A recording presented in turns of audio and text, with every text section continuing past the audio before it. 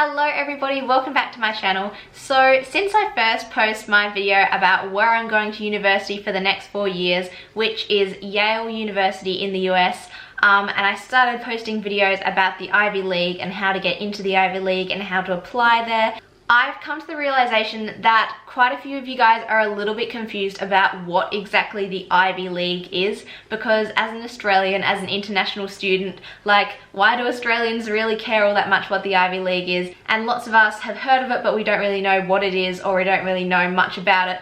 So in this video, I'm just going to quickly do a crash course on the Ivy League and just kind of explain what it is so it makes a bit more sense to you guys if you're a little bit confused.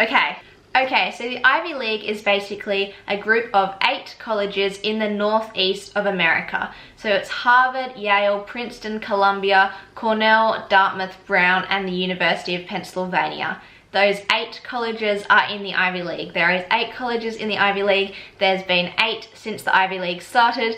There will always be 8 in the Ivy League. You can't come and go from the Ivy League. So it's not like colleges can be like admitted to the Ivy League like they could be in the Russell Group in the UK. You can't be admitted to it. Like, it's those 8 schools. So I've had people ask me why Stanford isn't in the Ivy League, because it's really, like, Stanford's really academically good. Why isn't that in the Ivy League? Is it ever going to be in the Ivy League? No, it's not, and I'll explain why as we go through the video. So if you have heard of the Ivy League, you probably know it for being, like, its reputation is that they're 8 colleges that are very hard to get into. Their admissions criteria are very hard, and that is because they are some of the most highly ranked in, like, academic ranking charts. They are some of the most, like, academic excellent schools that there are. So the Ivy League is kind of known for its academic excellence, but that's actually not why it started. It's not just a group of schools that are good at academics. Actually,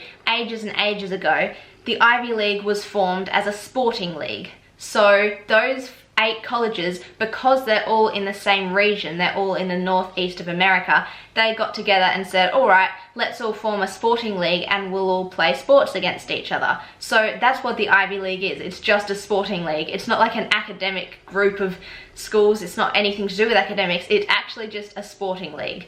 So those 8 schools all agreed to play sports against each other, and that's still what they're doing today. They still just play sports against each other. So that's why Stanford isn't going to be admitted to the Ivy League, because it's not a group of academic universities, it's just a group of schools that play sports against each other because they're all located near each other. Stanford is on the west coast of America, the Ivies are on the east coast, so Stanford's not going to be in it because it's too far away to, like, play sports regularly against each other. So yeah, that's why schools aren't coming and going from it, because it's a sporting league. It's not anything to do with academic rankings. It's just that over time, those schools have become, like, academically rigorous, and they've slowly gained a reputation for being academically excellent, but that's not how they started. So some things that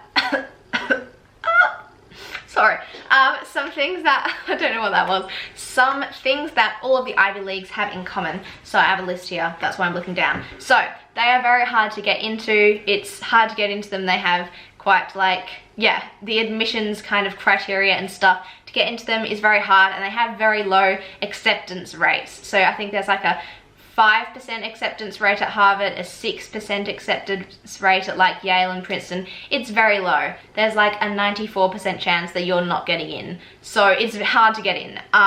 They are academically excellent, so they're very good at academics. They rank very highly on, like, all of the best universities in the world ranking lists. So that is kind of why they've got their reputation for being really good at academics.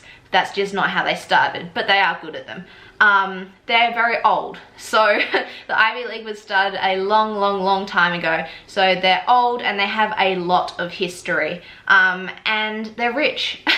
They are rich because they're old, and so they've had a lot of students come through them, and because they've got such a good, prestigious, like, academically good, like, reputation, lots of people from those universities have gone on to do really good things. So they all have really big, successful alumni networks, and people who will then give money back to the universities, which then obviously makes them rich. So yeah, they're old and rich and they have big alumni networks, and because those alumni are giving back to the school, they have really large financial endowments. So they have a lot of money. Harvard has the largest financial endowment of any university in the world. And this is why lots of people think that everybody who attends an Ivy League school has to be super rich and super elite. But actually the reverse is kind of true. Because they have such large financial endowments, that means they have a lot of money that they can give to students in financial aid to help people who perhaps couldn't afford to pay tuition to the universities, like myself. They can give you a lot of financial aid to make sure that everyone who they admit, everyone who they want to come to their university, is able to afford it, like no matter their financial background. So in my case, there was absolutely no way I could afford to go to Yale without a significant amount of financial aid, and that's what I got. They gave me that much financial aid because they can, because they have so much money to draw from, because they've had so many successful alumni and they've been around for so long. But yeah, because they've got so much money, they have a reputation that everyone who goes there is rich, but actually it's kind of like the reverse. Because they have so much money, they can afford to pay for poorer people to come and study. So yeah, and a couple of other things they have in common. They're all relatively small, so they kind of have I don't know the numbers, but between 4,000 and 14,000 undergraduates, so they're pretty small compared to most universities in Australia at least. And yeah, they're all located in the northeast of America, which is why they began. And if you go to an Ivy League school, you have pretty good career opportunities afterwards, partly due to the prestige of the school, because if you've got a resume and it's got Harvard on it, the employer is much more likely to employ someone from Harvard than someone from another school that's less well known, just because of the prestige of the school, which is kind of silly that that's the way the world works, but that is the way the world works, so you have to kind of just deal with it. But yeah, there is good career opportunities because they are prestigious, and also because they have really big alumni networks. So once you leave school, you can kind of network with people, and alumni of the university will help you out and help you get jobs and help you in whatever you're doing. So yeah, you do have pretty solid career opportunities after you leave an Ivy League school. And also, it's worth briefly mentioning, there are other groups of schools that have been kind of, I think, colloquially named the public Ivies and the little Ivies. So there's groups of schools like that that are similar to the Ivy League schools but aren't in the Ivy League. And the Ivy League schools are all private as well, so that's another similarity. But the little Ivies and the public Ivies and any other groups like that, they're not in the Ivy League, though. The only 8 schools in the Ivy League are the ones that I mentioned: Harvard, Yale, Princeton, Columbia, UPenn, Brown, Dartmouth, Cornell. Did I say Brown at the start of the video? I can't remember. Anyway, there's those 8 schools.